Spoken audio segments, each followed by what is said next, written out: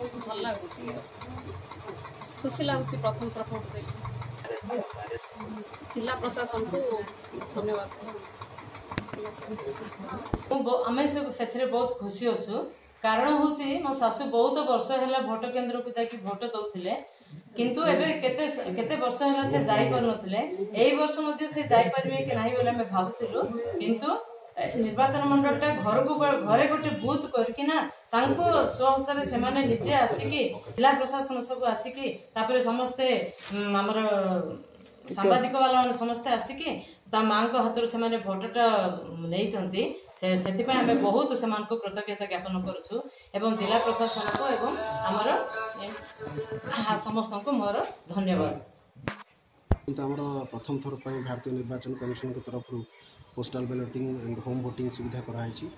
जो माने कि घर आसीपर भिन्नक्षम वरिष्ठ नागरिक जो मैंने कि 85 वर्ष ऊर्ध से स्वतंत्र सुविधा कराई तदनुजाई प्रशासन निर्देशक प्रशासन परामर्श क्रमे विभिन्न प्रकार पदक्षेप आम नहीं आज होम वोटिंग प्रक्रिया आरंभ हो आम कोरापुट म्यूनिसिपालिटी आम 10 जन वरिष्ठ नागरिक ता सहित 13 जन आमर भिन्नक्षम नागरिक को आम चिन्हट करछु से दुईटी टीम रे आमर पोलिंग पर्सनाल टीम अच्छा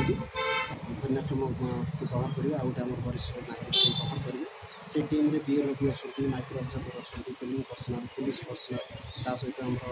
परिषद कर्मचारी मैंने भी अच्छा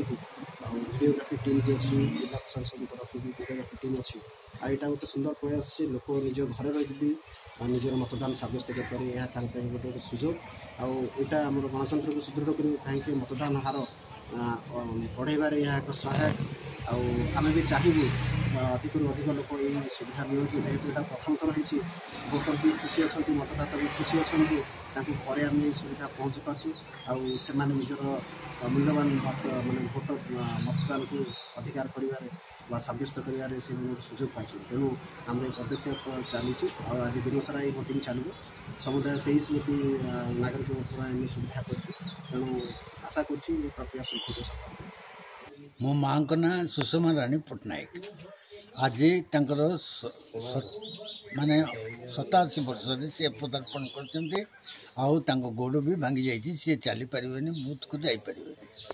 सरकार प्रशासन एवं इलेक्शन कमिशन ये जो पद्धति जे बुढ़ी लोकों ये लोकों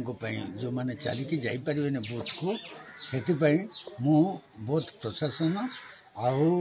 इलेक्शन कमिशन को मु बहुत शुभेच्छा खुशी लगे बहुत खुशी लगे।